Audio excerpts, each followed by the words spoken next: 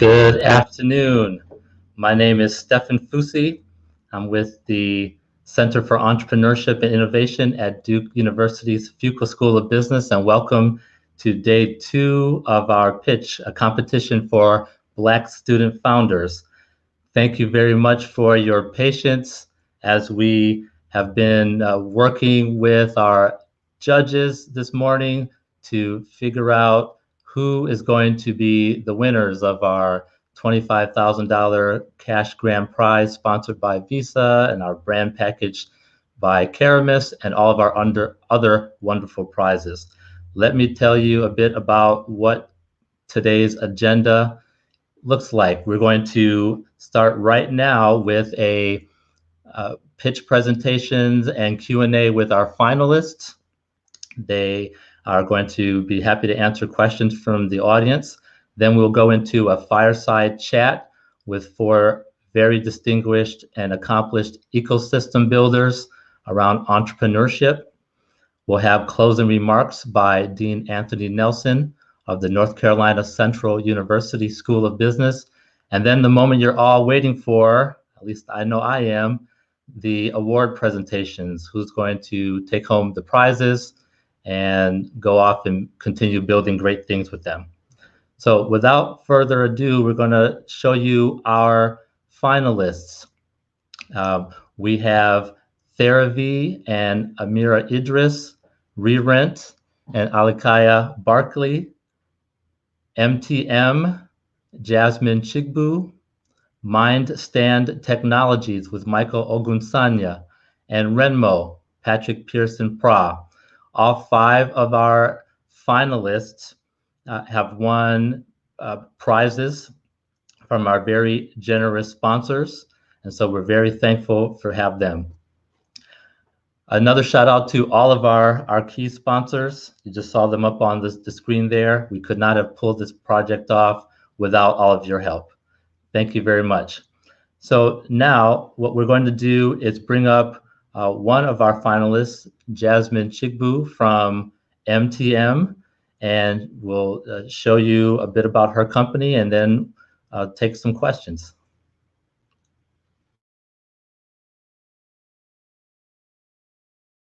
Hi, everyone. My name is Jasmine Chigbu, and I'm the founder and CEO of MTM, a scholarship platform for maximizing student retention. So I'm going to take you all back for a second. I want you to think about the absolute most incredible memory you have from college. I'm talking about, was it that insane party that you and your friends went to that you still talk about today and chuckle? Or was it that time that your college team won the national championship and it set the tone for the rest of the school year? Or was it when you met those friends or those mentors who ended up changing the trajectory of your life forever? How do those memories make you feel? Now, what if I told you that students across the country were being stripped of the opportunity of making those same memories, of accessing those same opportunities, and potentially meeting those people who could change their lives forever? This is happening to students every day, as a skyrocketing cost of higher education, coupled with schools' inability to offer their students additional financial aid or adequately connect them with financial resources, has ultimately made college too expensive for a lot of students. And as a result, students are either not able to go to college at all, or they're not able to stay in college when they get there. But what if I told you I can enable schools to teach their students how I went from being a student who was rejected from all 25 medical schools I applied to the first time around, to someone who was able to secure over $300,000 in scholarships and grants in order to attend the Duke School of Medicine? Would you listen? So let's break down the problem. There are 3 critical issues facing the college system today. Problem number 1, inefficient systems are being used to connect students with scholarships. I mean, can you imagine? Administrators are still using binders and Excel spreadsheets to share scholarship information. It's simply not working. Problem number 2, financial stress faced by both students and academic institutions ultimately lowers BIPOC student retention. And BIPOC stands for Black, Indigenous, and People of Color. Over the past few years, we've seen states cut their funding to higher education. And on top of that, we've seen the educational system lose an estimated $120 billion in the last 12 months alone. And on top of that, we've seen an 18% decrease in Black male enrollment in colleges in the past 12 months. Clearly, we have hit a crisis level. This leads me to problem number 3. Reduced enrollment ultimately leads to decreased revenues for schools. This is MTM's solution. We are a software platform designed to increase retention of BIPOC students. We do this in 3 simple steps. Number 1, we enable schools to curate the scholarship search for their students with streamlined scholarship connections. Number 2, we enable schools to better match their students with scholarships, which improves student retention. And number 3, we enable schools to secure enrollment of their students which ultimately leads to increased revenue for their schools. As you can see, this is a win-win situation. When the students win, the schools win as well. This is our product. If MTM was available to me 4 years ago, I would have first entered my demographic information. I would have then been shown a graph with my financial needs and gaps. And then in a matter of seconds, I would have been matched with a curated list of scholarships for underrepresented students just like me. So I know you're curious about the market, so let's break it down. There's currently $56 billion spent on education tech in US schools every single year. Out of that, $8.8 billion is spent on student software. So as you can see, if MTM is able to capture even 1% of the market, there's a huge opportunity for growth and impact. Now let's talk about our differential value proposition. Yes, we do have competition. But since MTM is focused on the BIPOC niche and we are also a scalable software, as you can see, we stand in a segment all by ourselves. This is our team's revenue model. We are using a SaaS model with colleges and universities as our customers. The pricing is tiered and based on the amount of users. We are estimating an $18,000 average annual fee per subscription. Let's check out our milestones. Q4 was awesome. We finalized MVP development, and in the last 90 days, we secured 2 pilot customers, one of which is paying. In Q1 of 2021, we launched pilot testing and continued agile development. In Q4 of 2021, we project 8 customers, which translates into $144,000 in revenue. And in 2022, our team projects 24 customers, which translates into $432,000 in revenue. Now let's talk about our rock star team. I'm so excited to talk about our team. We have over 18 years in software, web, and technical development, and over 8 years in startup operations, and over 5 years in college access and financial aid. We not only have the talent, but we have the grit to go with it.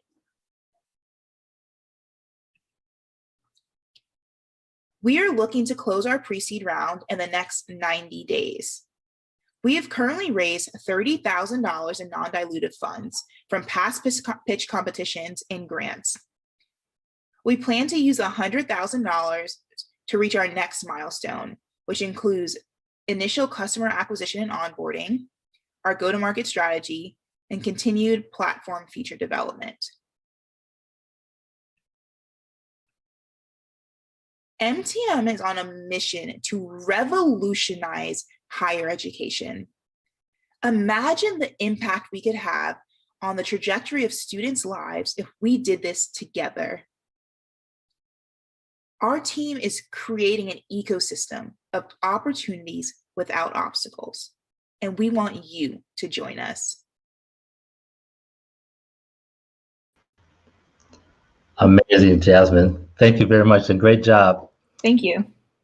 I'd love to while we wait on some questions from the audience, I'd love to ask you, tell us a bit about what the experience has been like engaging with the coaches and judges throughout this program. Love to understand how you feel it helped with your business. Yes, it's been an amazing experience. I think we were given 4 coaches total, and I think everyone comes from a different background, a different professional background, and has different experiences. So I think one thing I learned is that there's always room to learn and there's always room for improvement, and that depending on the perspective of the person or the advisor or the mentor, that you may get different advice. But I think it's always helpful to seek that advice, because I think over the past few weeks, just working with the coaches, they've really helped me refine my business model, refine my packaging, my messaging, and then how we're presenting our team and our startup to the world. So it's been an interesting perspective. And I think, yes. That's amazing. Thank you so much for sharing. We're going to go on to another of our finalists, and then we may come back with some more questions for you, Jasmine. So let's see. Re-rent. Looks like the team from Re-rent is here.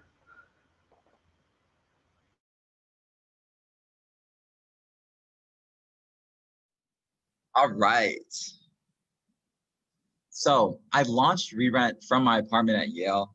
Now we're grossing over 100K and tackling a $56 billion market. You see, as a strategy consultant, I used to leave my apartment empty every week as I traveled for work. I knew about Airbnb, but who's going to clean before and after? Linens, laundry? How was I going to manage an issue that popped up with guests when I was a state away, often a time zone away?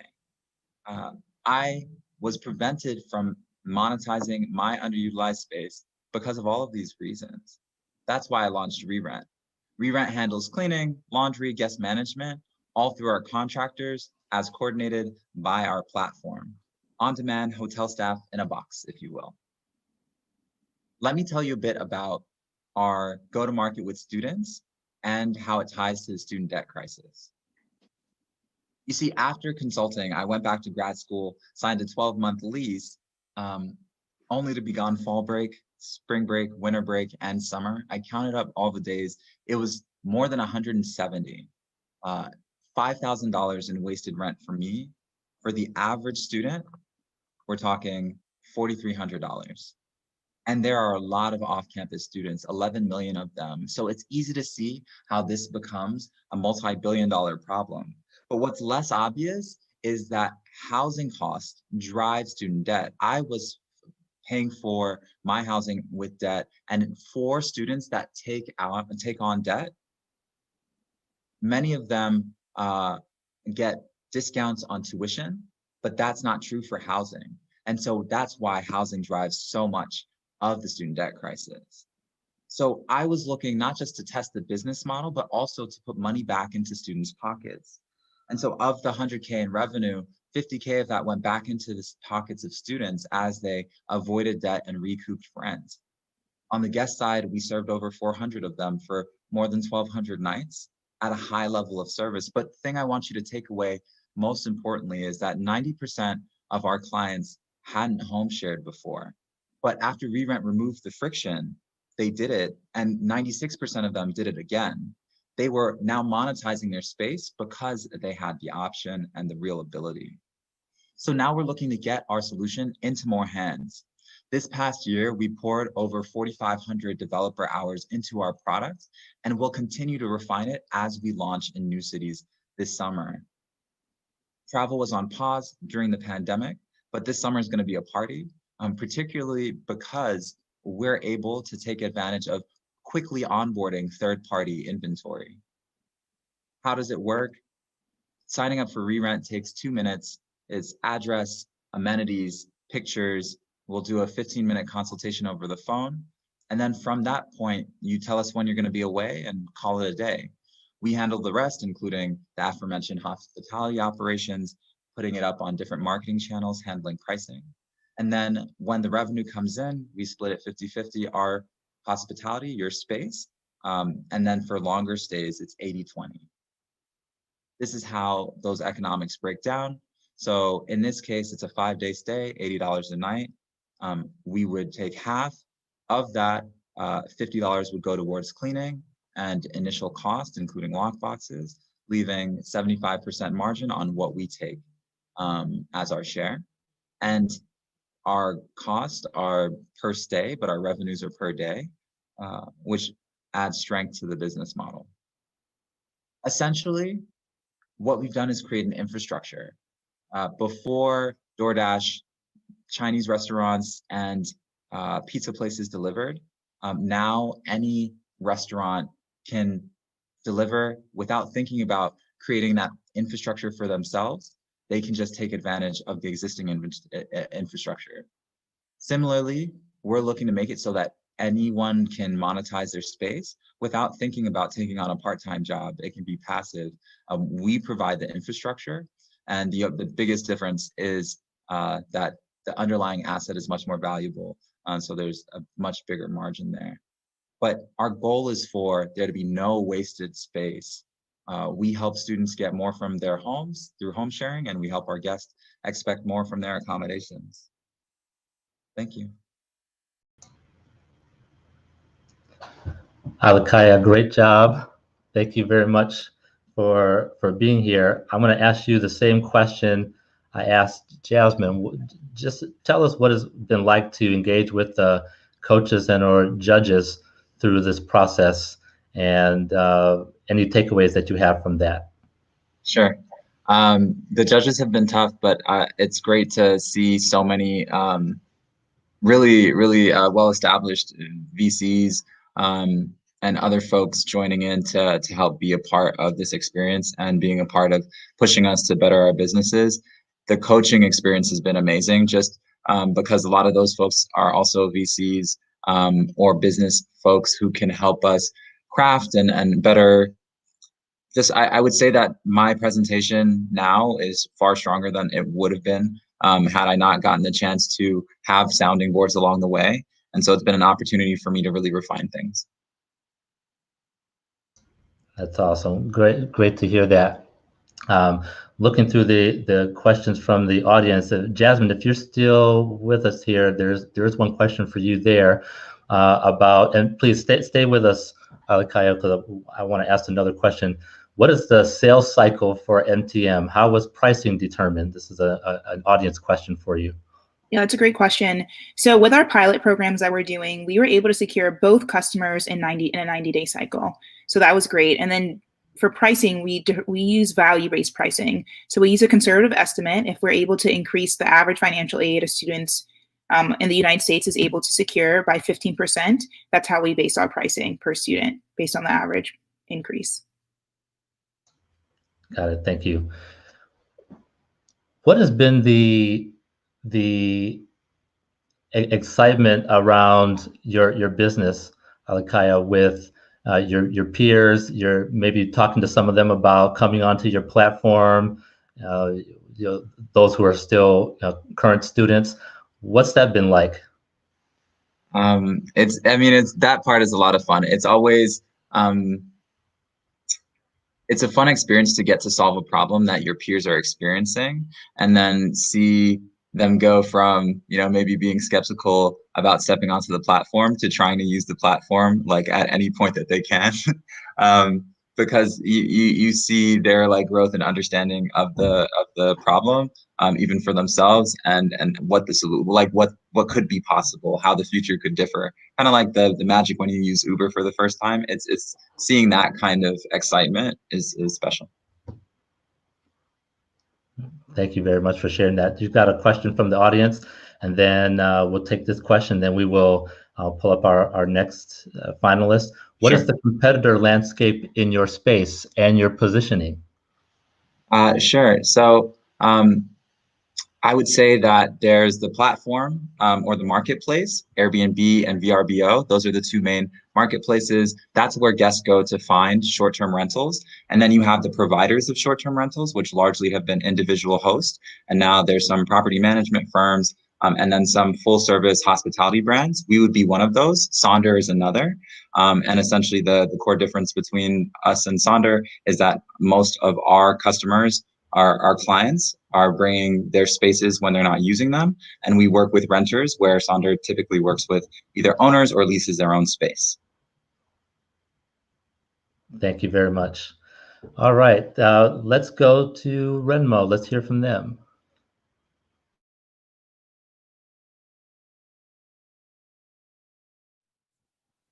Hi, everyone. My name is Lillian Izora. I grew up in Nigeria, and when I first graduated college, I was so excited to move to a new city and start my new job, which is a story that plays every year, regularly around the world. But the only difference is when I needed to move into my newly found apartment, I had to pay 2 whole years worth of rent upfront. Can you imagine? Which brings me to what I want to talk about today. Renmo, credit assessments for better living. What is the problem? Well, when tenants rent a home in West Africa, they often have to pay the entire lease upfront. So picture Ama, recent university graduate living in a rural town in Ghana, got the opportunity to get a dream job in Accra, Ghana, and she's excited to move to a big city. She's found a home but cannot afford the upfront rent that the landlord, Joseph, is asking for. And then there's Joseph, who's the landlord, renting out one-bedroom property in Accra. He charges the whole 12 months worth of rent upfront. He's spoken with several potential renters, but the problem is there's more people like Ama than there are who can actually afford the rent. And so Joseph is stuck with his apartment for 6 months, more than he wants to be stuck with it. Why is this even a challenge? Well, there's no access to a credit system, and there's a huge lack of trust between the landlords and the tenants. We did survey a few landlords, and by far, lack of trust is the biggest issue why they do not collect monthly rent, but there's still a few more who are worried about not having a way to collect the rent monthly. And then for the tenants, it's a big deal to think about the rent advance because they don't also have access to actual credit or even ways and means to have saved up for that huge amount of money that is due every year. And this is where Rembo comes in. Our goal is to make life easy for both Ama and Joseph. We help Ama pay rent monthly and build credit while she's at it. First of all, she finds an apartment, gets verified and approved for funding, matches with the landlord, and voila, she's ready to pay rent to Remo monthly. And we're collecting data from her that helps her to build credit in the long run. And for Joseph, he lists his apartment on Remo's platform. He gets matched with a verified tenant like Ama, receives his guaranteed rent payment from Remo, and fills up his vacancies quickly. This is a win-win for both of them. For Ama, it saves her time and reduces the stress of worrying about that huge upfront cost. And she can redistribute capital to other things. Because face it, rent is not the only thing that Ama has to worry about at this new job in this new city. She also gets to build credit for other services in the long run. For Joseph, not only does he get higher occupancy rates, he gets verified tenants, guaranteed payments, and faster occupancies for his apartment. Why do we think this is a good idea?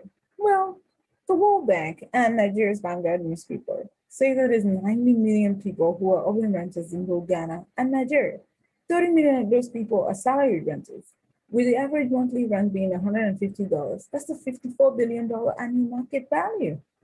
In our beachhead market of Accra, Ghana alone, that market is worth 720 million. If it's so great, why aren't the people already doing this? Well, there's a few people who are playing in different spaces in the market, but not one of them does everything that Remo does. Remo is a unique solution because not only does it let renters pay monthly, it helps them build credit for other services in the long run. Airbnb does offer you flexible payments, but face it, no one wants to live in an Airbnb for a long time. And then there's people like Fiverr and Second Homes who actually let you do long-term stay, get flexible payments, and list their own properties on the website, where you don't get to build credit and they do not finance you for low to middle income earners who still have to pay the upfront rent costs to the landlords because they still demand that. How do we make money off of this? Well, we do pay the upfront costs, and then we charge a premium on the monthly rent the tenants pay every month when they pay us back for their monthly rent.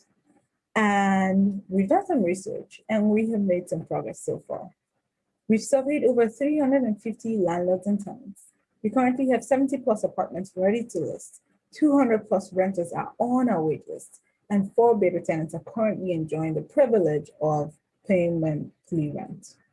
Because let's face it, COVID-19 has emphasized the gaps between salaries and rent payments, and tenants are ready for new solutions for rent payments. Both landlords and tenants also want a system that makes rent easier and provides a way to assess credit worthiness for each other.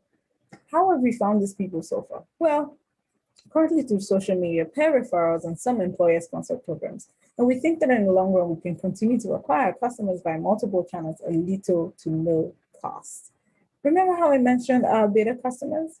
Well, Debbie, our #1 beta customer, has been paying monthly rent for the past 4 months, which has allowed her to use her capital for other things, most notably her master's degree. She's investing most of her money now in getting her master's degree for personal development in the future. The process has been so easy and fast for her, and Debbie says she's looking forward to paying for other things monthly via Remo. Well, Debbie, we got you. The plan for Remo goes beyond monthly rent payment. We're currently helping people pay rent monthly in Ghana and Nigeria. However, in the long term, we want people to be able to pay for other products and services monthly by Remo. and also help them in collect data and build a credit scoring system in the long run. So just to recap, there is no credit system in West Africa, and there's no trust between the landlords and the tenants. Tenants are required to pay 1 to 3 years worth of rent upfront, but can barely afford it. But both customers are looking for a system that makes rent easier and provides a way to assess creditworthiness. And Remo is that solution. Not only do we help people pay rent monthly, but we help landlords get better tenants and fill up their vacancies faster, and every tenant gets to build their credit in the long term. Our team is the best for the job. Between us, we have 16 years worth of experience in West Africa. And face it, I was once an AMA just a few years ago, and so was Patrick. But overall, we have experience across strategy, data analytics, risk management, platform development, and technology and startup roles. And the only thing left here to make our dreams come true is you. We do hope that you work with us on this journey to actualizing this goal. Thank you. Thank you, Patrick and Lillian, for that presentation. I'm going to ask you the same question. What has it been like working in this program as we wait for audience questions to come through? What has it been like engaging with the coaches and the judges? Yeah, thank you, Stephen. Can you hear me? Yes. Yes, I mean, it's been very great working with our coach, Andy. He was very helpful walking us through our model, our business modeling, really giving us a very good picture of what we should think about. It's a huge problem in Africa, and we think it is scalable to other places outside Africa, in other emerging markets as well. So that is why we think that the way we start is very important, because the way we start will help us to really accelerate after our first hurdle. And so these coaches really helped us to really think about our business plan, our risk assessment, and even how to use the data in analyzing these people and moving forward from this stage. So thanks for this program. We really enjoyed working with all our coaches and our French coaches as well. You have one question here in the chat here. How do you manage the financial risk? You're on the hook for the rent, and where do you get the initial capital to pay the 1-year lease? Yeah, so our model is that we are not going to be the one paying the rent for people in the long term. The only reason why we are doing that now is so that we will get enough data to build our algorithm. So our first phase, as Lillian spoke about, is getting the first 100 tenants, which by the end of 1 year will translate to about 330 tenants. And what we want to do with that is basically help them pay their rent and then use the algorithm to really test what we want to do in the long future. But I have to be quick to also add that our platform now is just building credibility and brand equity. The big issue in the market is that people don't trust tenants, and Remo is a new company, nobody trusts us. That is why we are just upfront in the cost now, just as a way to get into the market, build partnership with landlords, and be able to get our algorithm in place for our scaling in the next few years. Thank you very much, Patrick. Appreciate that. Okay, we are going to pull up MindStan Technologies.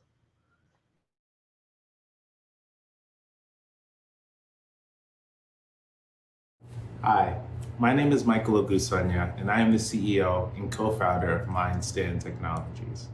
And our mission is to foster a healthy online community, one post at a time. I'd love to start with a story. In 2017, about 4 years ago, I was an intern at a large engineering firm. Every day I came into work excited to be a part of this culture. Mechanical engineering major, I ensured that I dressed the part.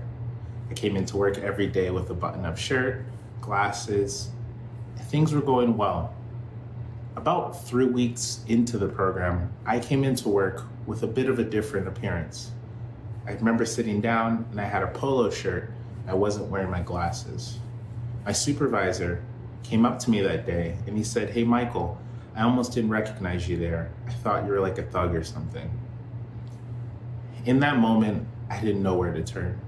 I went home that night and I researched within HR, what opportunities do I have? When I looked, I saw that there's 2 opportunities. One is conflict mitigation, me being put in a room with my supervisor to try and explain my ideas, my thoughts. Or 2, pipeline.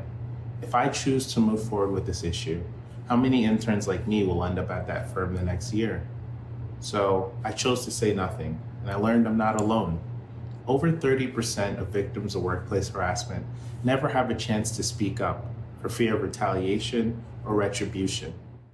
$223 billion have been lost over the past 5 years in employee turnover directly related to workplace culture. As we've seen, organizations large and small have encouraged the adoption of online collaboration tools, Slack, Microsoft Teams, and more. As companies have moved towards a more remote and distributed workforce, it is clear that calls for diversity, equity, and inclusion are a main priority within CEOs and employees alike. We at Mindstand have developed an AI platform that helps companies reduce churn, understand any areas of implicit bias, and receive actionable metrics on the health and inclusion rate of their organization. We integrate within Slack, Microsoft Teams, G Suite, and more to create real-time trends on the culture of your environment. CEOs, human resource officers, and legal counsels alike can utilize Mindstand to understand what is the women participation in conversations around marketing. If you're hiring new employees in a remote community, Mindstand allows you to be able to understand how long does it take for new hires to matriculate into your organization. Meet Donald, a 36-year-old white male tech CEO. Donald reached out to Mindstand in 2019 because he was worried that his company may have a bro culture. When we sat down, he told us that he wants to be an informed and inclusive leader. We provided him with monthly data reports to highlight any changes in behavior as well as in engagement. Within the first meeting, when we presented our analytics, Donald was able to understand and identify a toxic person within his company, something that would not have been possible without Mindstand. Mindstand is venturing into a lucrative market with a solution that will scale. The total addressable market for human capital management, corporate development, and enterprise collaboration tools is $270 billion. When you segment that, looking at the tech-enabled sectors, we're looking at a $108 billion serviceable available market. If Mindstand is able to service 2% of the TAM, servicing 40 million users, we are looking at a $5.4 billion immediate market opportunity. We at Mindstand follow a subscription-based pricing model, tiered based on organization size, need, and load. Since co-founding in 2018, Mindstand has secured customers, $90,000 in angel investments, and launched the Mindstand Connector program. The Mindstand Connector program is a referral-based community, invites only to heads of HR firms, thought leaders in DEI, and it offers a 5% total contract value commission. We have calculated for every 10 connector signups, we receive 4 monthly introductions directly to clients. Within 2021 alone, we have received 12 signups from firms ranging from Los Angeles to Pittsburgh down to Raleigh, North Carolina. We anticipate to reach 100 connector program signups by the end of the year. To become the gold standard in addressing workplace culture, Mindstand is raising a $1 million SAFE round. This will give us the ability to invest in our growth strategies, make essential full-time hires in machine learning and sales, and accomplish SOC 2 compliance, giving Mindstand the ability to see $1.2 million in ARR and be ready by Q4 2022 to complete and succeed in a seed round raise. Thank you for your time and thank you for this opportunity. Take care.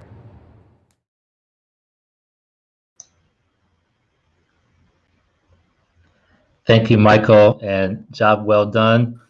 And there is a question in here from the audience asking about, Elaine's asking, who is the buyer and the user within the company, and what is the sales cycle? I know this is also something that came up in the presentation, so I'd love to hear your response to it. Absolutely. Always glad to give metrics on Mindstand and our success. So it's a 5-month sales cycle. Our target buyers are chief human resource officers, VPs of HR, And it's really segmented between two spaces. From a reactive point, you're a leader within an organization that's received EEOC complaints or charges, and you need a tool to be able to show how you're moving towards a more inclusive environment. Or you're on the more proactive side. You've initialized and created budgets for DEI, and you just need a tool to be able to measure the efficacy of those programs. You really come in at a great rate. Our average contract size is $7,000, and we're looking at companies 100 plus employees to help them today when you're thinking about employee engagement and reducing employee churn. Great, thank you. And we have one more question, and then we're going to pull up our fifth finalist, Theravi. The question is about the competitive landscape of other vendors. Excellent. Great enough. Charles Hudson, managing partner of Precursor Ventures, was one of the finalist judges. And one of our competitors is a portfolio company of Precursor, Talk to Spot. That is a company founded by two Harvard MBA students. And the whole goal of it is an AI bot that reaches out to victims of workplace harassment. And their end product is a message distilled and sent to the HR manager.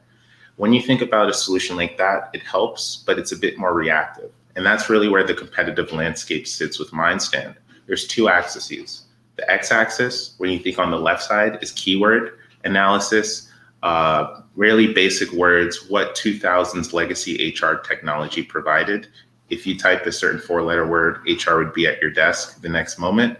That has been iterated on in the past 10 years. What we're doing at MindStand is with our patent pending AI engine, we're understanding the intent and context of conversations. Now let's think about the y-axis. On the lower side is reactive reporting, and Talk to Spot is an excellent example. Again, when you're thinking about DEI and intentional culture and leadership, you need to have a tool that's able to understand and adapt to your community. So with MindStand, we're looking at an opportunity to be very in-depth when understanding the sentiment and culture of a company, and proactive, ensuring that conversations can be interacted with or remediated before it's too soon or before it's too late.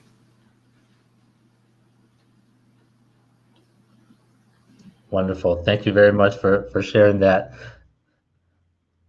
I'm just amazed by the range of companies that we've seen today, throughout the whole program, and especially amongst our finalists. So with that, we'll bring up our fifth finalist, Theravi, and hear from them. Amir.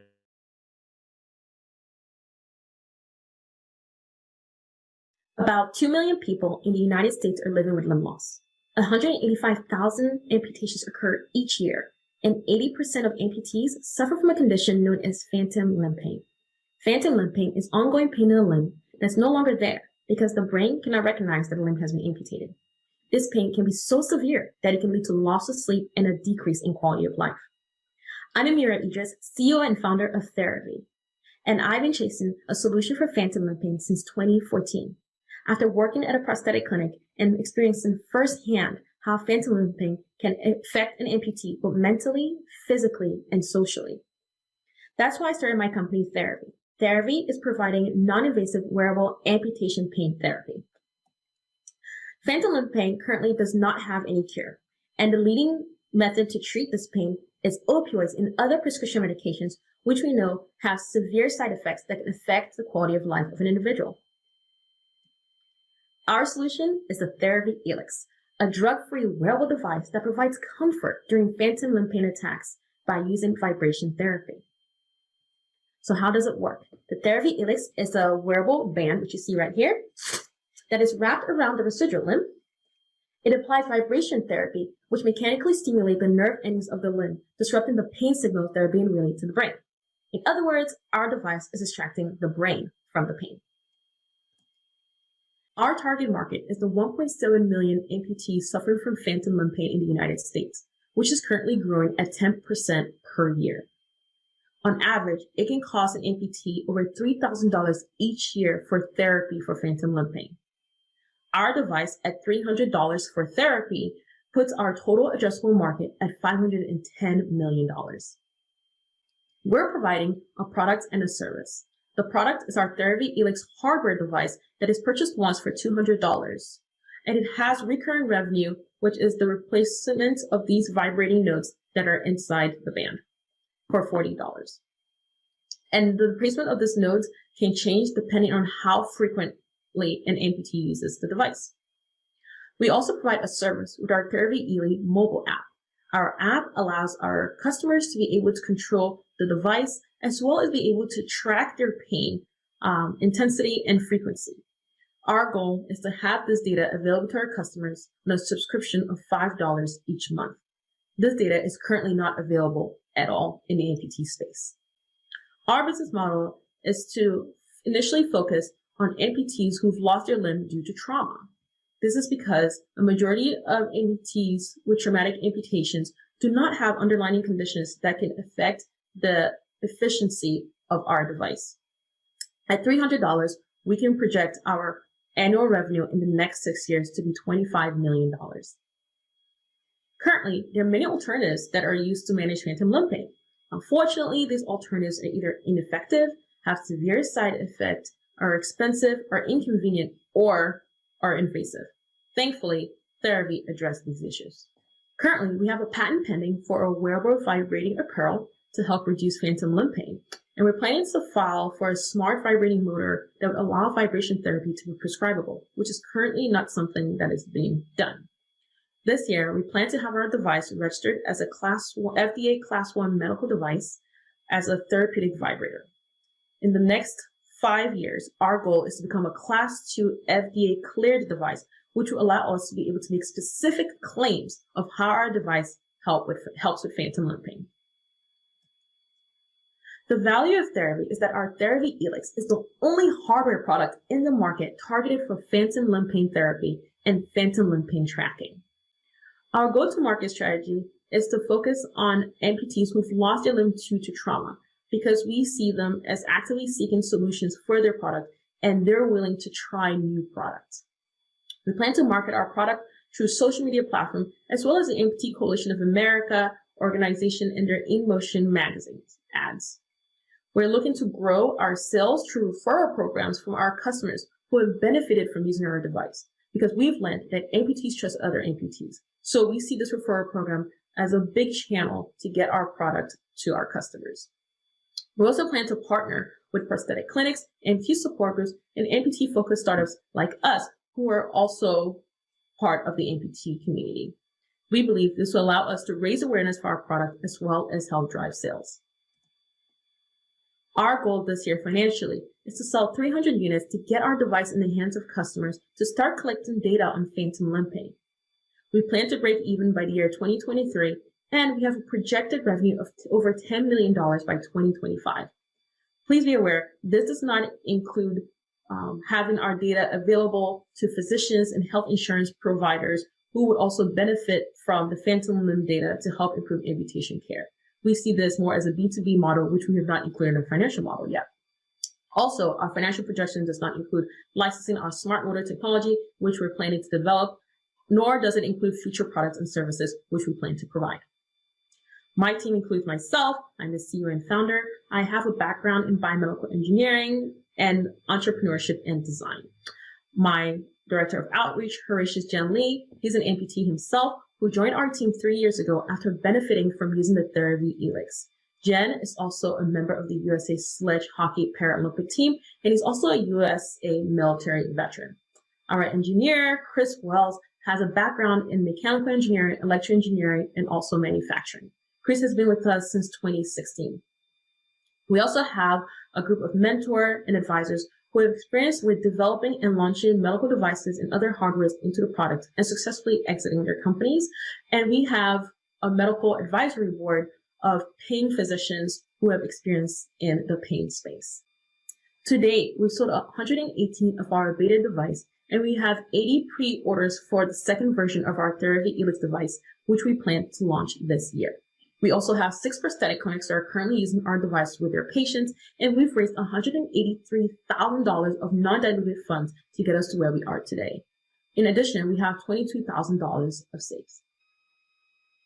We are asking for $150,000 to help us reach our goal this year, which includes fulfilling the 80 pre-orders that we have and getting a total of 300 devices to our customers to help us begin to collect data on phantom limping. Most of these expenses will go towards inventory, manufacturing, FDA regulation, electronic certification, and further development of our app. We're on track to meet our goal for this year. We currently have the second version of our Therapy Helix developed and ready for manufacturing, and we're currently in the process of raising the $150,000 that we need to fulfill our pre-orders and get our 300 units to our customers. Our goal is to gain traction, which will allow us to raise our first round of funding by next year, which will also allow us to bring on new hires and also launch new features and services for our products. In the next 5 years, we're looking to get our product FDA cleared as a Class 2 medical device, which will allow us to further market our product to a wider range of people and also enter a larger market, such as the pain market, by year 2028.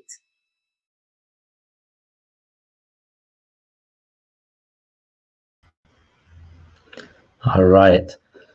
Amazing job by Amira. Unfortunately, she was not able to join us for the Q&A right now, but we will pass along questions and make connections for her as necessary. We do have time to take one question. There was a question for re-rent earlier on in the chat. And then from there, we're going to move into some remarks from our colleagues at North Carolina Central University. The question was about how do you deal with constant turnover in inventory and the difficulty of scaling to multiple cities? Perhaps you could give us a minute on that, Alakaya. Sure. So for the question about turnover and inventory, once things are institutionalized out of school, they're passed down just from senior to junior or from second year to first year. So once you have a high penetration within a school, even though the inventory technically turns over, it just passes on to the next set of incoming students who are more than happy to learn about the solution that helped their predecessors. And then to the question about scaling, so this model is designed sort of around, it's a contractor model like what Uber or Lyft have done. And while it's not necessarily easy to scale, there's a clear roadmap for how to do it. And it's actually once you get that going, it scales quite quickly. And we have those are great examples of how you scale this up city by city. We'll go down the East Coast and then extend nationwide. Fantastic. Thank you very much for addressing that. Well, folks, we are excited about all the interest and the comments and questions for our finalists. This concludes the portion that we have to address their Q&A. What we will do, of course, is we'll make available contact information for any of our finalists and our semifinalists from yesterday. And you'll be able to get in touch with them, follow up directly with them. So with that, I would like to thank all of our finalists for joining us for the Q&A. Stick around a bit later as we will announce the winners of the competition. For now, next, we'll bring up Dr. Henry McCoy from North Carolina Central University's School of Business and Entrepreneurship Leader and Ecosystem Extraordinaire. About the program. Thank you so much, Steve. Stephanie, it's been great watching this. I was sitting here watching all these wonderful presentations, and it's certainly wonderful to be partner with Fuqua School from the School of Business. I'm, as mentioned, Henry McCoy. I'm the Director of Entrepreneurship at NCCU School of Business. I also lead our Angel Network, and certainly I'm so glad to be in this partnership. I'm not going to take much of your time, so we can get to some of the brightest minds around this for the panel coming up. But we just at NCCU wanted to bring an opportunity of greeting to you all and really just talk about the importance of this work. We have roughly 1,000 students in the School of Business at NCCU. We also have entrepreneurship as the leading major within the university. It's the fastest growing major in the School of Business.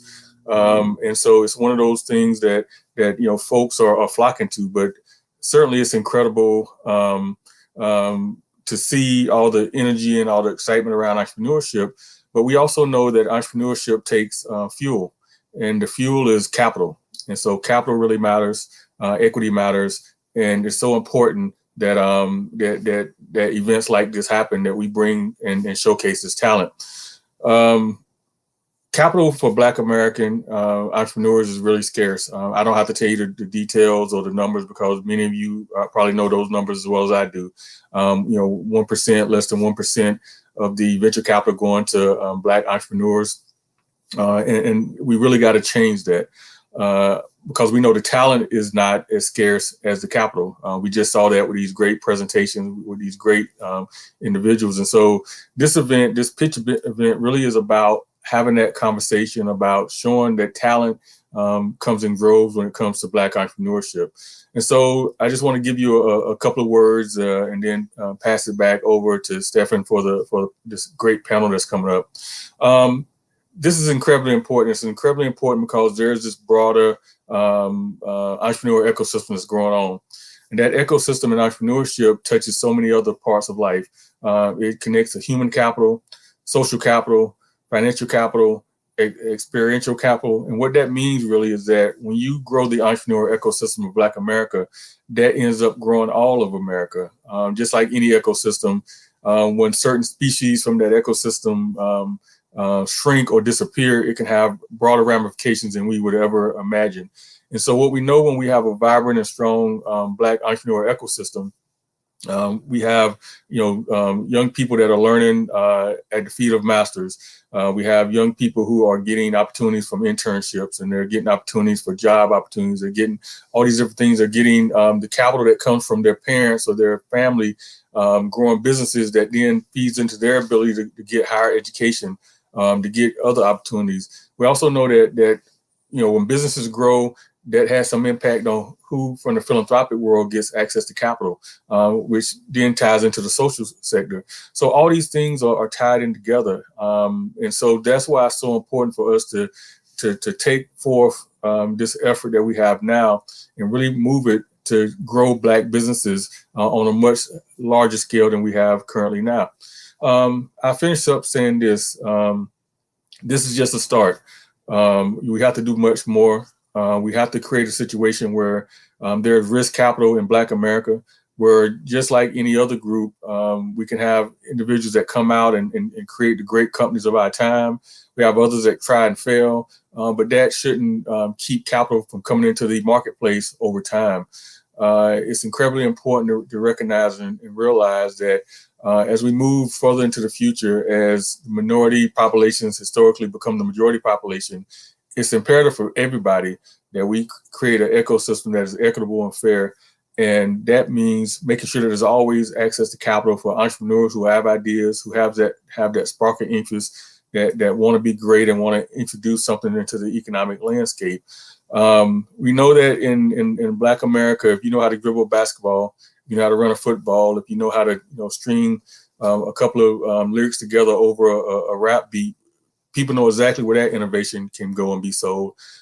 We need to have the same kind of access to capital, the same kind of support, the same kind of motivations, much broader than that. So anyway, I want to thank you so much for this opportunity. I want to thank Duke for being a great partner to Stefan for his work, really leading this, all the partners that have come to the table and provided not only financial resources, but the coaches and the mentors and things of that nature. It really does take a whole community.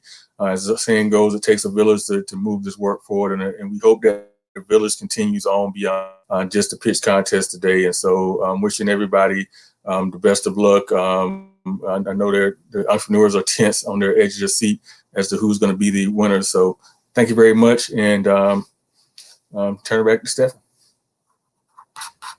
Thank you very much, Henry. You've said it all. And I want to say one thing. I echo your sentiments about how great it's been working with you and the full team, Keisha Williams and others at NC Central. And I'm just thrilled that it's just the beginning of many more engagements that we'll be having. In the course of putting this program together, it was apparent to me just how interconnected everyone is. The news of the event spread pretty much like wildfire. One investor would call, one ecosystem builder would call an educator, would call the investor, and back and forth. And before you know it, we had lots of people engaged with helping us with the program. And 3 of those folks are going to join us now.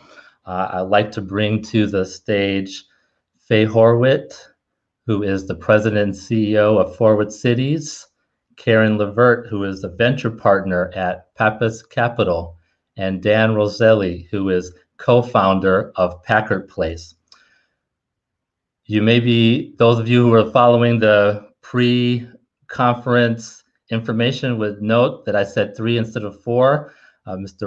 Professor Rodney Sampson, who is the chairman, executive chairman and CEO of Opportunity Hub, was called away to an important engagement. And he told me how important it was that he had to get on a plane for the first time since the pandemic started. And when he told me that, I knew if this is your very first time getting on a plane during this pandemic, it must be extremely sensitive and time sensitive. So he sends his regrets. And but we have 3 fantastic ecosystem builders on the line today, and we are in for a treat. So I'd like to thank you all for being here. I'll just open up with or piggybacking on what Henry was just saying about the need for it taking a village. Each one of you is building amazing ecosystems to help entrepreneurs, to help underrepresented founders get started and to thrive. I'd love if we could start with Faye and perhaps tell us a bit about your work and what does ecosystem building mean to you? You're on mute. You're on mute, Faye. Thank you, Stephen. Great to be here. I appreciate the opportunity to join this group and to have this conversation. Congratulations to the businesses that are part of the competition. I look forward to seeing who sort of emerges. And I will tell you from an ecosystem building perspective, this is an emerging new field, and we see it very much as ecosystem building is pretty much community organizing for businesses. And how do you ensure that every business has what it needs to survive and thrive? And sometimes that means that you have to identify and remove barriers, and particularly for entrepreneurs of color and for Black entrepreneurs, where is that equitable flow of resources? Where is it blocked? Where does it need help? And from an ecosystem building perspective or an equitable ecosystem perspective, we think about it very much from this idea of, we call it E3, and that is equity for every entrepreneur. And we want to make sure that there are diverse entrepreneurs that have market opportunities and have the resources capital they need to grow and thrive. We want to make sure that there are equippers in the ecosystem that are able to provide education and support and resources and capital and mentorship, everything that entrepreneurs need, that they are well equipped and that they have the capacity and the cultural competence to do so for Black entrepreneurs. And then how do you marry those 2 things together? So this broader ecosystem level of making sure that there's a flow of communication and alignment and assessment ecosystem to understand where the opportunities and gaps and challenges lie, and that there's a collective group of leaders who are leaning in to make sure that there's a common mission and vision for the community and the entrepreneurial community, and a path forward for how they get there together. Thank you very much, Faye.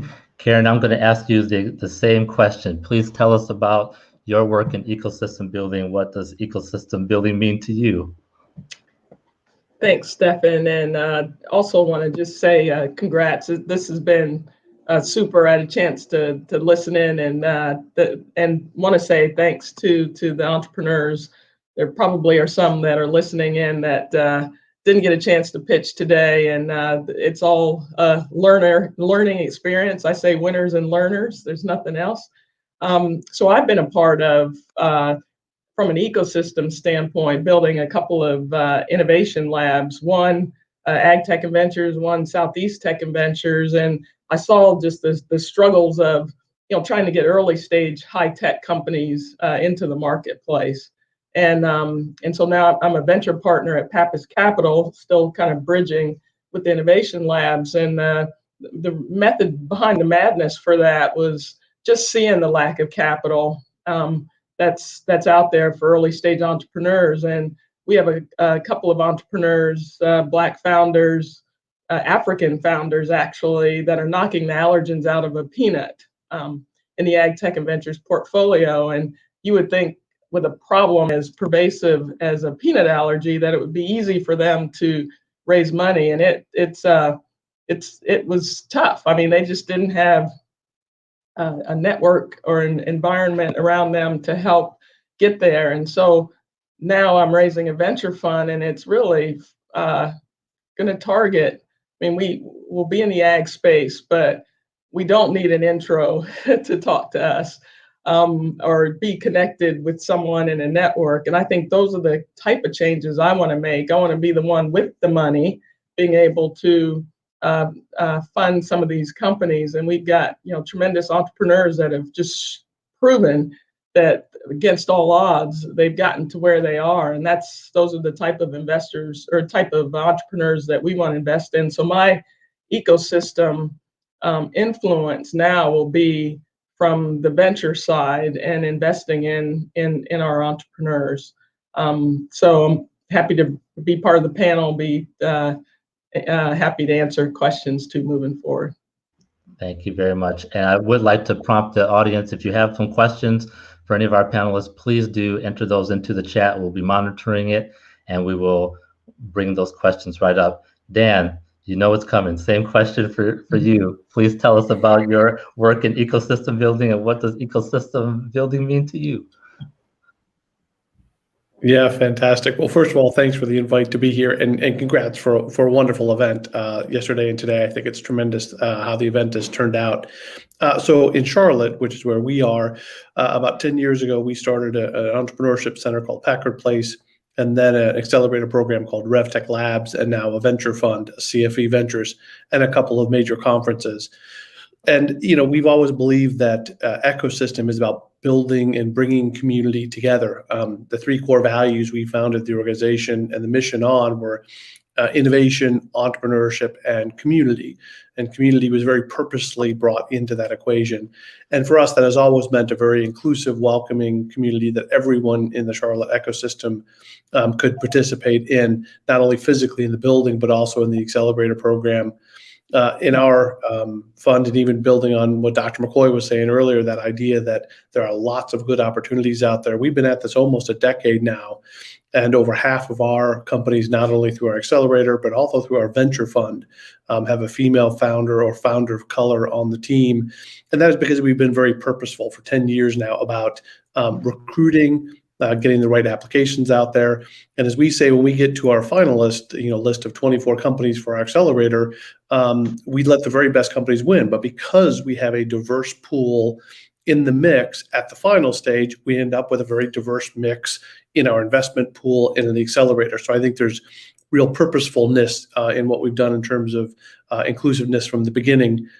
Even at Packard Place, the Entrepreneurship Center, the fellowship that we do there, giving entrepreneurs who are just getting started the opportunity to have free rent, free community, free engagement with the community as they're getting started is a small way of us saying that we want everyone to recognize we know how hard it is to be entrepreneurs, and pulling people from traditionally underrepresented communities in Charlotte into that ecosystem so they can get the social capital and the interactions that happen. And so for us, community is at the core of what we mean by ecosystem building. Thank you very much, Dan. Something that I'm hearing in all three of your responses is the intention behind the work that you're doing. And I am curious what the reaction is like when you talk with investors about investing in underrepresented founders, And when you mention the statistics and perhaps pose the question, what are you going to do about this? I'm curious to learn what the reactions are like. We have a lot of investors in the audience here, and no doubt others will watch this on preview. So I'm curious to learn how those discussions go. Anything you'd like to share? And I'll just leave it open, whoever would like to jump in on that. Faye, you're muted. I'll talk, and then while she's I was just muted, gonna say I'm gonna go last because I have a slightly different take on capital that I'd like to share, but would love to hear what you all have to say. Thank you, Faye. I think you should go first. You were talking. Go ahead. Go ahead, Faye.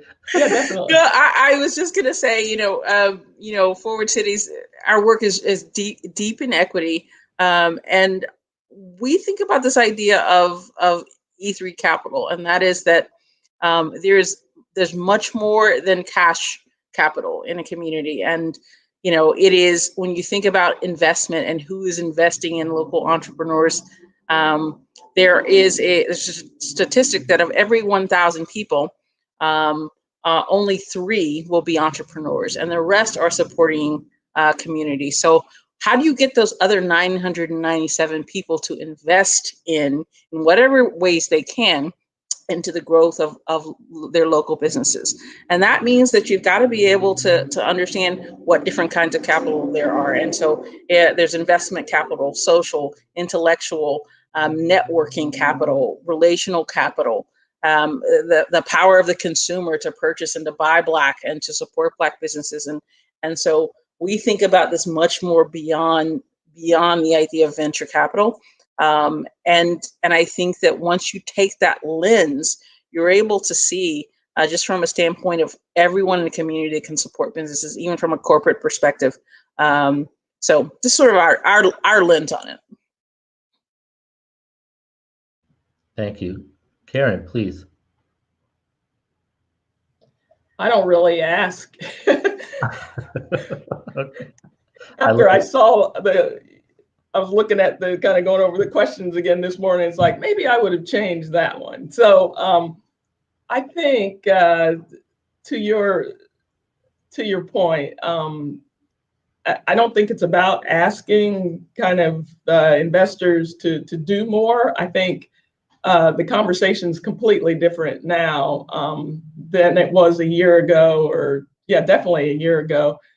People are actually, coming to me, other investors, hey, we're interested in investing in more Black founders, adding just any people of color to our team, et cetera. And I just think the conversation now is there, and it's the situation, the issue's always been there, but I think COVID helped to shine a light on the current situation.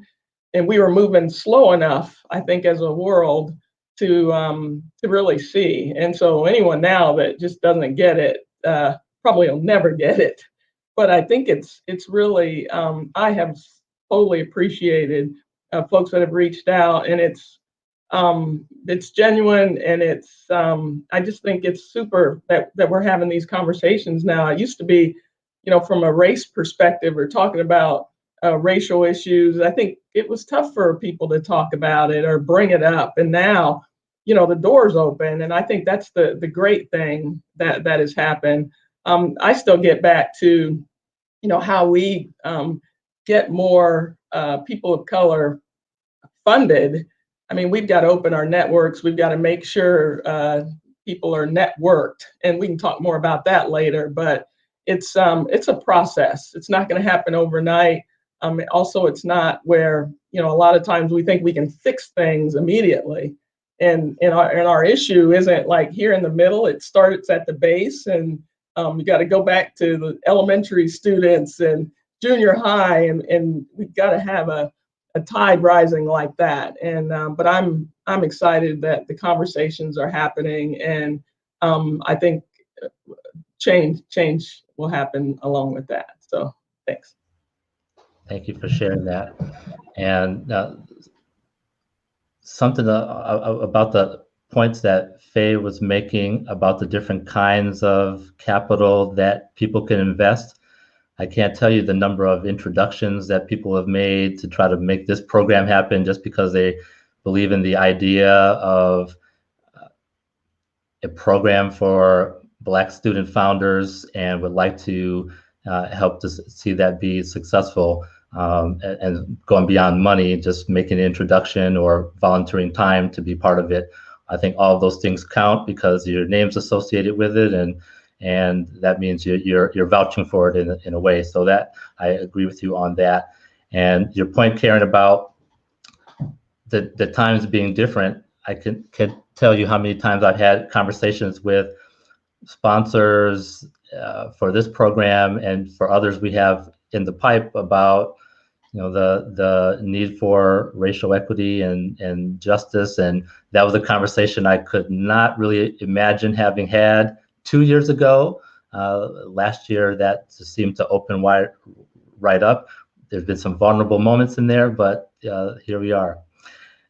Dan, please, let's bring you into the discussion here. I want to build on that conversation and Karen's point there too, because I do think things have changed. You may know we produced the Venture 135 conference, which is now the largest venture event in the Southeast. And 2 years ago, we had a panel discussion, as many conferences were doing, on investing, why investing in diverse founders is a good idea. And at the end of the segment of the panel discussion, I got up in front of a room of 300 venture folks, most of whom were white, most of whom were male, and said at the discussion, how many of you would rather be a Black man in venture investing in America today? Guess how many hands went up?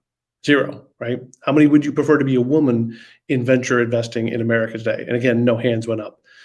There's a recognition, there's long been a recognition that it is harder as a woman, that it's harder as a person of color in the venture world than it is a white male. And part of what I've tried to do as an ally, as an advocate for a while is I can do things that I can challenge people in different ways, because if you haven't noticed, I am a white man and I can challenge people in their views, and I won't be labeled in a certain way, right? I won't be labeled as an angry Black woman, to use a stereotype. And I can really challenge people and get it. And that's what I think white men of privilege and that have platform have to be doing to take this conversation to the next level. I feel a great kind of moral obligation there to do it and move the conversation forward. And even in the conversation, when I'm in a room full of other white dudes talking about this issue, and we talk about the fact that almost all the venture funding has gone to white males historically, why in the world as an investor would you look at 1/3 of all the possible deals that are out there? Why would you exclude women? Why would you exclude founders of color? It's stupidity. And yet the system has been able to get by on that for so long. The system needs to be fundamentally challenged and called out. I really feel strongly about that. Thank you very much, Dan, for your advocacy and allyship for having those conversations in the rooms where you find yourself. That's important, and each of us need to think of how we would do that. We have a lot of entrepreneurs following us along here, and who will be picking this up later on to hear the discussion. And I'd like to know, to get some perspective, what do you all think early stage Black founders should consider beyond money when evaluating potential investors? Is there a mindset? This is picking up on what you were saying, Dan. Is there a mindset to the investor that they should think about? Is it just who can write the appropriate check for me to hit my next milestone? I'd love to get some perspectives from you all to share with those folks, those entrepreneurs, how they should think about investors. Dan, I'll let you. How about you continue on that one, and then we'll go around the room. Yeah, I'd be happy to. Well, just in general for entrepreneurs, we always tell entrepreneurs it's a little bit trite, apologies, but to take smart money, right? It's never just about the check. It is always about what else can come along with it, whether it be the background of the investors, the connections they have and advocate for in the fintech world, Part of the reason we've been so successful in the fintech world and investing is because of the ecosystem that we have built around it and the corporate partners. And so we know how important that is. I think when it comes to issues of diversity and race and inclusion, look at the roster of who the venture firms have invested in. Do they have diversity in their founders? Look at the team themselves. I mean, I can't tell you how many times I pulled up the website of a venture firm that we wanted to get to know better, and you look at it, and it's 18 white guys, and there's 3 women in administration, and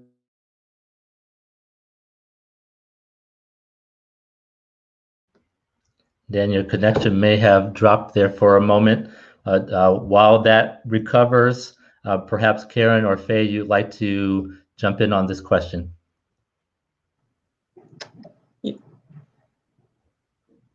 Faye's up to her. There you go. The mute button is my enemy these days. There's all the Zooms and all the calls. I think that's what's going to be on my gravestone. I used to think it was going to be, "Where's my phone?" Now It's like, "You're on mute." You're on mute. Yes, indeed. So I would say that along with what Dan was saying, look at the portfolios, but also talk to the entrepreneurs. Look at who has had the path and journey, what entrepreneur, what ventures had the path and journey that you want to go down, and then take a look at how they got there. Take a look at who funded them and at what stages, and reach out to them and have some conversations about what was their experience, because often you can't know that looking from the outside in. You can see, who funded them, but you don't know what that experience was. You don't know how they navigated it, whether or not there was discrimination along the way. Just being funded is not the only marker that you want to be looking at. So I say take that research a step further and actually reach out to some founders and have some conversations. Get the real deal. Thank you very much, Karen. What would you add to that?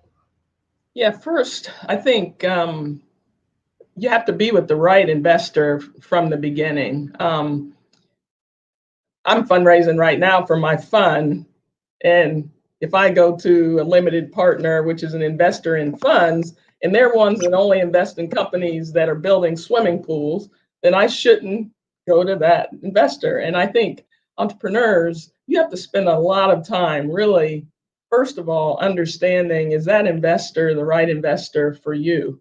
And it takes a lot of time. It's been mentioned, you get on the websites, Dan was talking about checking out the team, seeing if you have any connections there. But you really too need to be with investors that can help you make your company successful. And both Faye and Dan mentioned it's more than money. Ideally, if there's someone on the team in that fund that has kind of been there, done that, they've taken a company to where you want to take yours, that's the best type of investor that you can have. And then the next one, you want to make sure that they're very connected as well. And one reason, for me as an investor, I really, entrepreneurs, I've lived this. You spend so much time fundraising. Hopefully, investors put money in that have pockets to continue to invest in your company, and that they can also bring other folks along with them to invest, so that all of your time isn't spent fundraising and you're connected with investors that can invest now, can invest in the future, and they have relationships to help fund your company moving forward. I'd like to know what are some practical tips that an early stage investor could take to know that the investors they're talking to are well connected? Is it simply is it just asking? Well, let me not ask and answer. Please let me know what do you think? Yeah, I would ask. You were heading the right path. I would say, and Faye was mentioning, if you can understand other portfolio companies, you could. I mean, every venture firm puts the companies that they've pretty much invested in, unless they're in some stealth position, on the website. And if there are any connections there that, you need to, find out. And I would just ask, who are your syndicate partners? You can even ask a question like that. And that will, then they'll answer, we invest alongside of X, X, and X. And so it's a question that you can certainly ask. There's nothing wrong with that. Thank you. Dan, I read that you are the most prolific angel investor in the Charlotte area, that you're on more cap tables than anyone. And so to get there, you must be extremely well connected. Well, I know that is the case. What advice do you have for an investor, for an entrepreneur who wants to connect with someone like you and get access to those networks? Oh, we may have lost Dan, so I will pocket that question for when he comes back online. No worries, we'll keep rolling with it. This is the fun stuff of 2020 and 2021. I've never used a video conference more than this year.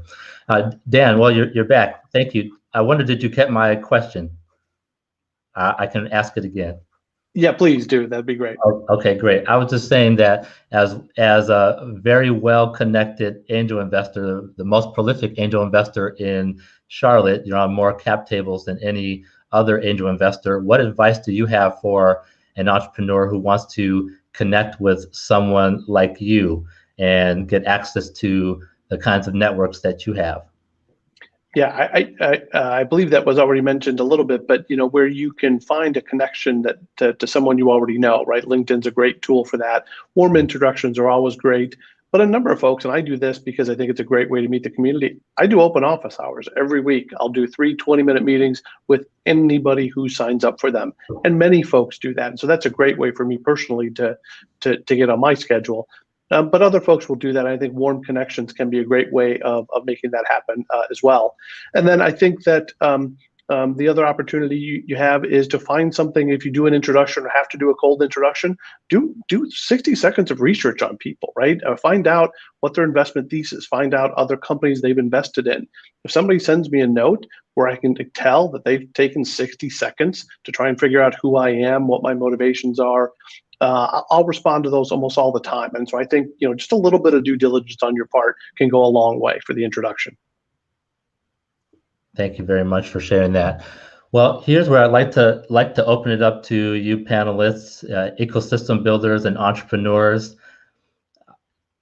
Let the audience know whatever happens to be on your mind. What parting remarks would you like to share with us all?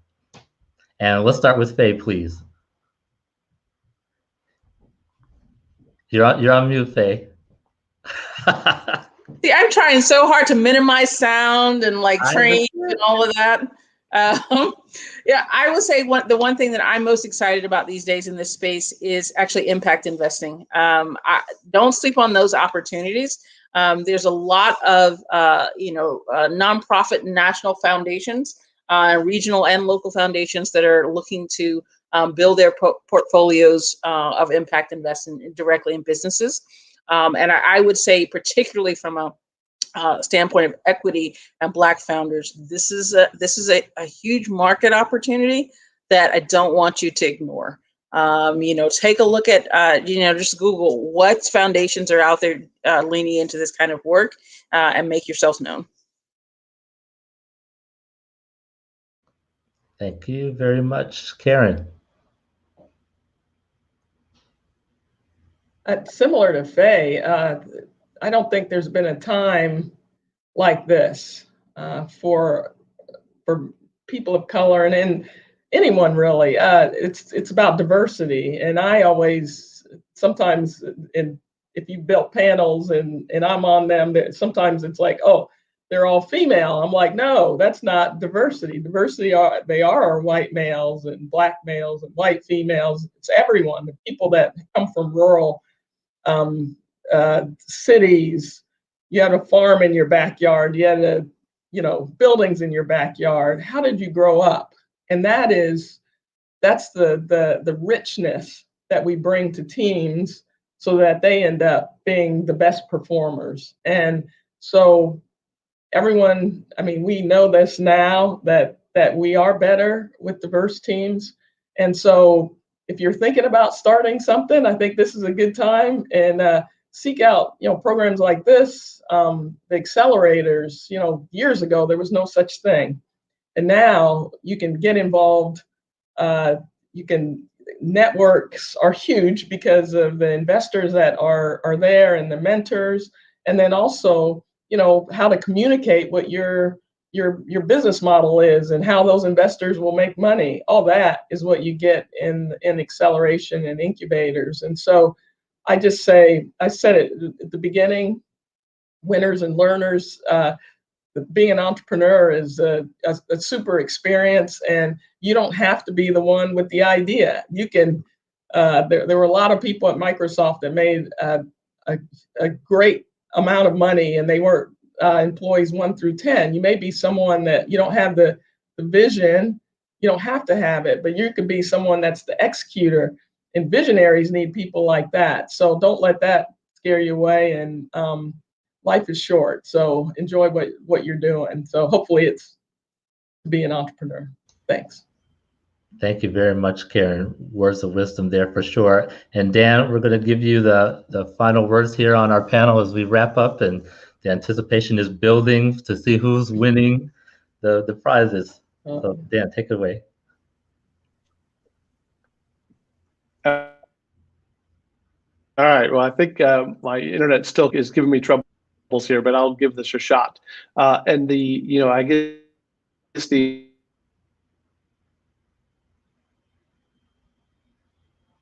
advice that I would give everyone is things forward. So to the extent that you can continue to have that momentum and drive. Sometimes we just call it scrappiness, because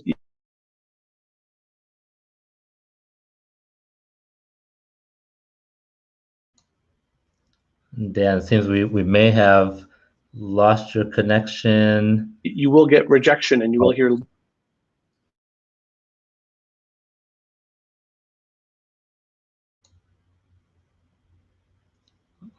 I think we may have lost Dan's connection. I did pick up on the need to be scrappy, and I know that Dan will forward additional thoughts. He shared lots of wisdom throughout the panel today, and I would like to thank all of Dan, you're back. Let's see if we can give you that chance of that final word here. Hey, Stefan, I'll add a little bit where he's headed, because I really feel, when I said this is the time too where you're recognized for have had to work harder. Because that, I think of, entrepreneurs, the ones that really resonate with me are the ones that really, hey, they had to work to go to college. There were these obstacles that they got on the other side of, and you talk about those things today. That's the sign of, you'll run through. You've already had to climb walls, and you're going to continue to do it as a successful entrepreneur. And Dan, I think you may have been. Don't let me take words out of your mouth, but you nailed it, Karen. No, that was fantastic.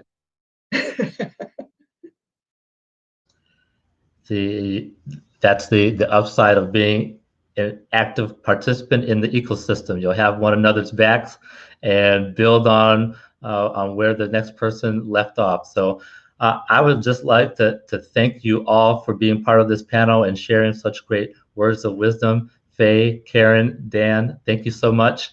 I hope that you all will stick around. We're going to go to a brief break now, and then we will have some remarks from Dean Nelson from the North Carolina Central University School of Business. And then the moment all of you are waiting for, especially the entrepreneurs in the program, who are the winners of our grand prizes, first runner-up and second runner-up prizes. Thank you very much.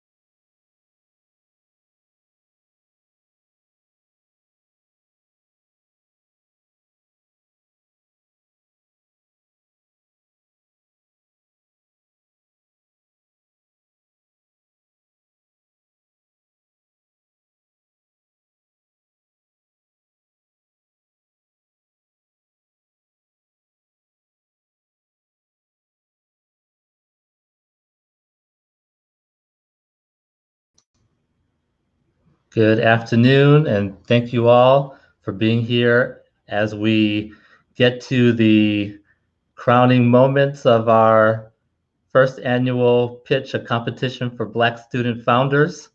It is my distinct pleasure to welcome Dean Anthony Nelson of the North Carolina Central University School of Business. NCCU is our partner in developing this program, and we're just thrilled to have you here today, sir. The floor is yours if you'd like to share some remarks with us. Thank you so much. I really appreciate it. I hope everyone is doing well. On behalf of North Carolina Central University School of Business, we are so proud and privileged to have been a part of this inspiring pitch competition. We are also proud of the great camaraderie and valued partnership that we have with Duke's Fuqua School of Business and the Center for Entrepreneurship and Innovation. NCCU has roots that are embedded in entrepreneurship because of our historical ties with Black Wall Street here in Durham. And as we look into the future, we believe that exposure to entrepreneurship is one of the best ways to achieve wealth and economic equality and justice. The competition for Black student founders experience was just one way to provide student business founders with access to resources that will enhance the opportunity for development and growth for their businesses. NCCU's School of Business fully supports the pursuit of opportunities that extend and enhance and advance passions and dreams. And as students of color, we especially recognize the challenges you may face in your pursuit. However, if it wasn't evident before, I hope that it's evident now that we have a team of business leaders, investors, and educators that want to see you succeed. From my days in undergrad and grad school, I remember a little bit of what my professors said. I remember a little bit about what I read, but most of what I remember is what I did and who helped me to do those things. I remember the group projects that I worked on. They were memorable and valuable. The relationships that I built were tremendous, and some even continue today. I hope that all of our participants in this pitch competition were able to benefit from this experience. And let me end by saying thank you to the fireside chat panelists, Karen LeVert, Dan Roselli, Rodney Sampson, and also our major finalist sponsors, which we could not have done this without the sponsors. Visa, Caramis, Relias, Fidelity, Quorum Capital, and having served as a judge for quite a few pitch competitions, I want to express my sincere appreciation to those who had the most difficult job, the judges. Charles Hudson, Cursor Ventures, Donnie with QEY Capital, Susan with Visa, and Jillian with Structure Capital, and Oris with the MBA, Mr. Opule Takubong with CRE Venture Capital. We just extend our heartfelt appreciation to all of you. And I know that this was a team event, so I want to thank everyone for their participation, especially the student leaders for pulling this off. And thank you all, and we hope and pray the very best for you. So now I'll turn it back over to you, Stefan. Dr. Nelson, thank you so much for your partnership and the words of wisdom. Really appreciate that. It's just fantastic to work with you and to hear the institutional support for this effort. And this is just the first of many more to come. So thank you so much for being here. Okay, well, Now we're going to get to the moments you've all been waiting for. Let's see. I think we have our final awards in. I mean, this is all happening real time, folks. So I'm taking a look at this and we will see where we are. Okay. Just checking to see if our finalists are around. Some of our, I think we have the main crew is here. Okay. Well, just to recap the prize situation we have, we were fortunate, blessed, and just overwhelmed with support for this program by so many companies and individuals and institutions. We had lots of support. I think at the end we'll put up another slide here. And to let everyone know who's who. But what I want to say is that from our major sponsors all the way through to those who participated in time and talent, we're very thankful for you helping us to put this on. I'm getting a note that there's one more detail that we need to work out. So I'm going to hold you all in suspense for just another minute. We're going to go on to a brief pause. Don't leave your seat. We'll be right back and we'll be able to announce all of the winners. Thank you very much.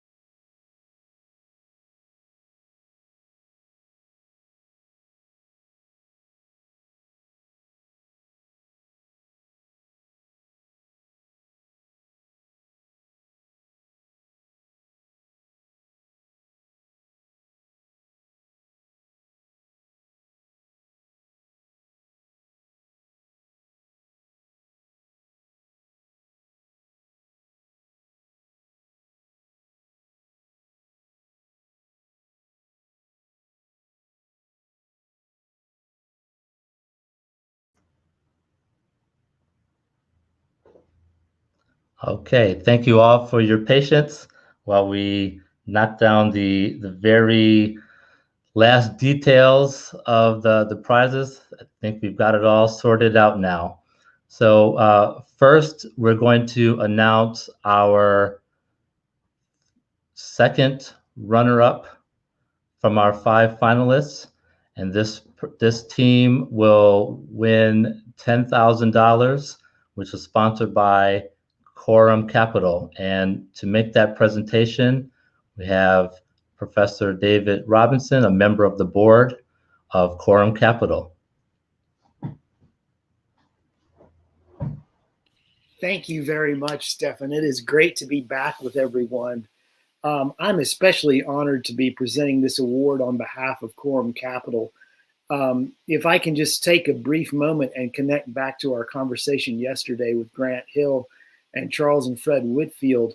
I had Fred Whitfield was talking at length about the power of networks and of making friends and building networks and it being a reciprocal process, and you never know kind of where that will take you. And I got to know Fred Whitfield through my work with Quorum Capital. He and I are both on the advisory board of Quorum Capital, which is a private equity firm that specializes in infrastructure and alternative investments operating out of Charlotte, North Carolina.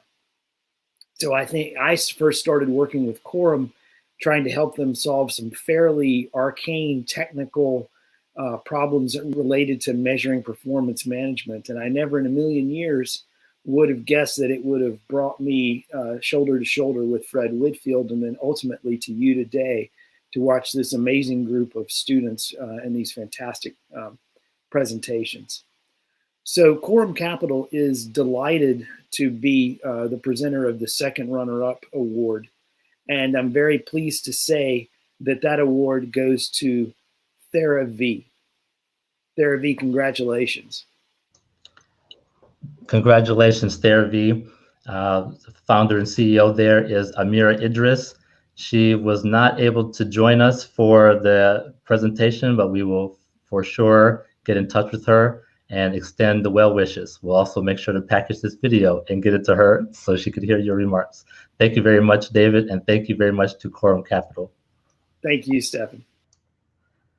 Okay, then next up will be the Fidelity Community Catalyst Innovation Award, which is sponsored by Fidelity Investments, represented by Tony Parham, Vice President, Innovation and Strategy for FCAT.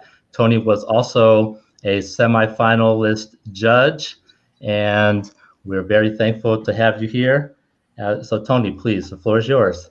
Hey, Stefan, thank you so much for having me and us. And thank you to the Center for Innovation and Entrepreneurship at Duke and to NCCU for hosting your inaugural Black Founder Pitch Competition. And I must say that you guys have done a great job. I know these things are a lot of work, a lot of things to pull together. And this being your inaugural effort at this, you've done just a fantastic job. So I want to commend you.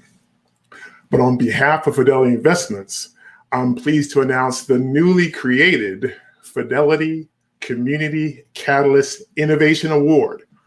The Fidelity Community Catalyst Innovation Award is a unique award provided to the pitch contest founder whose startup excels in 2 dimensions. First of all, the startup is judged to be well-positioned to innovatively and successfully address a significant market opportunity. Secondly, the startup is viewed as aligning with Fidelity's core values, specifically in the areas of education, financial literacy, and for diversity and inclusion at all levels of organizations. But before I announce the winner, I actually also want to point out that we at Fidelity believe that for entrepreneurs to really thrive, they also need to focus on their own personal finance with the same intensity as they do for the finances of their startups. So, in addition to our cash prize award, after the competition, we will provide financial literacy resources, workshops, and mentoring to the winner of our award and to all the finalists. and to all the applicants for this outstanding event. Now, without further ado, it is my pleasure to announce that the inaugural winner of the 2021 Fidelity Community Catalyst Innovation Award and a cash prize of $15,000 is Jasmine Chigbu, founder and CEO of Minorities to Majorities. Congratulations, Jasmine. Wow. Thank you. The rest of my team couldn't be here, but we are so excited, Tony and Stefan, for this award. And we're excited to spread our message of changing the ecosystem of higher education and conducting more diverse students with financial opportunities. So thank you. Fantastic. Congratulations. And thank you very much, Tony and Fidelity, for this great award. Next up will be our first runner-up prize, $15,000 prize, sponsored by Relias, represented by Mike Mutka, Chief Product Officer for Relias. Mike, thank you very much for being here and for your sponsorship. Thank you, Stephen. It's a pleasure to be here for the first time as part of this. My name is Mike Mutka. I'm a co-founder of Relias, which is based in the Research Triangle, and we're an education technology company that serves the healthcare market. So don't roll your eyes, okay? But I'm going to tell you something that you're going to say sounds like a cliche, but I do want to congratulate everybody who participated, because I do feel like you're all winners, because you represent the top echelon of your peer group. You went beyond academics and applied stuff and put yourself out there and competed. So well done for that. One thing we believe very strongly at Relias is that culture eats strategy for breakfast, probably for lunch, probably for dinner too. I believe that because a brilliant strategy is a great starting place, but that's all it is. It's a starting point. The success of the strategy hinges on what happens next with that team. And it takes a great team to put the strategy out in the real world, experience what happens next, the good, the bad, the ugly, to get the right feedback quickly, to fail, to adjust, to learn, and keep challenging that original strategy to drive better results. And you all entered this competition to test yourself, your businesses, and your teams in doing that, and I commend you for that. So it's our pleasure to award the finals first runner-up prize of $15,000 to Michael and the team from Mindstand Technologies. Congratulations. Thank you very much, Mike. Michael could not join us for this award ceremony. We will be sure to relay your thoughts and share the video with him so that he and his team can continue building the great products that they are working on. Thank you very much, Mike and Relias, for your sponsorship of this program. And now, the moment you've all been waiting for, we are going to announce the grand prize winner of our pitch, our inaugural pitch, a competition for Black student founders. This prize was sponsored by Visa, a $25,000 cash prize. And a representative from Visa could not join us at this time. What they wanted us to know is just how excited they are about the program. They had 7 or 8 Visa associates be part of the program, from judging to coaching, and a senior leader, Susan Carrere from Visa, was one of our finals judges. And so they're all in on the competition and for what it stands for. But without further ado, I am thrilled to announce that the inaugural winner, grand prize winner of the $25,000 prize at the competition is MTM, Jasmine Chigbu. Oh my gosh, thank you. I was not expecting that. Thank you so much. Once again, our team is so excited. We really believe this funding will help us like I said, transform the ecosystem and connect more Black, Indigenous, and people of color students with financial aid opportunities. Thank you. We are really excited. You're very welcome and well deserved. Now, some of you will have seen our marketing materials and would have seen that there's another grand prize. And so I would like to bring to the stage Sarah Deasy. She's going to present another prize, our MVP Design, Build, and Brand Prize, $25,000 value. Sarah is the founder and director of delivery and engagement for Karamis. Thank you so much, Stefan. I really appreciate it. Karamis is delighted to be involved with the first annual pitch event in conjunction with North Carolina Central and Duke Fuqua Center of Entrepreneurship and Innovation. Congratulations to all of the finalists who have taken part in this very rewarding adventure, and a huge congratulations to MTM, the winner of the pitch event of 2021. My name is Sarah Deasy, and I'm one of the founders of Karamis, a creative and technology agency in Raleigh, North Carolina. We help organizations, large and lean, in their digital transformation endeavors, and we specialize in helping companies tell their stories through branding, UI, UX, and custom web and app development work. The name Karamis is actually a derivative of Care I Must, which reminds us of our commitment to delivering quality work to companies and clients that we admire. This spring, we were seeking meaningful ways to invest in our local community and have the great fortune of connecting with Stefan Fusi and Pitch, where we were invited to provide our MVP giveaway to the winner of this event. Our MVP offering is tailor-made for startup organizations ready to elevate their branding and digital presence. And on behalf of Karamis, I'm thrilled to offer the $25,000 MVP prize to MTM. We were very, very much so looking forward to building a relationship with the MTM team and watching your business grow. Thank you, Stefan. Thank you, Pitch. Thank you to all the amazing student founder participants. And once again, congratulations to Jasmine, Nadia, and Bianca of MTM. Once again, Congratulations, Jasmine. Thank you. We are excited to work with your team as well as we rebrand and implement our go-to-market strategy. Thank you. Yeah, and I want to say one more thing. You know, the entrepreneurial world is tough, and the weeks are long. And my weeks are still long. And this event and the amazing things that I've seen over the course of this week have really invigorated me and kind of have me going into Friday on a little bit of a high versus staggering into it and just kind of crashing on the couch. So thank you guys so much. It's been fantastic. Thank you very much, Sarah and Karamis, for your support of this program and of the entrepreneurs. Jasmine, congratulations. There's a few more things I'd like to share before everyone signs off.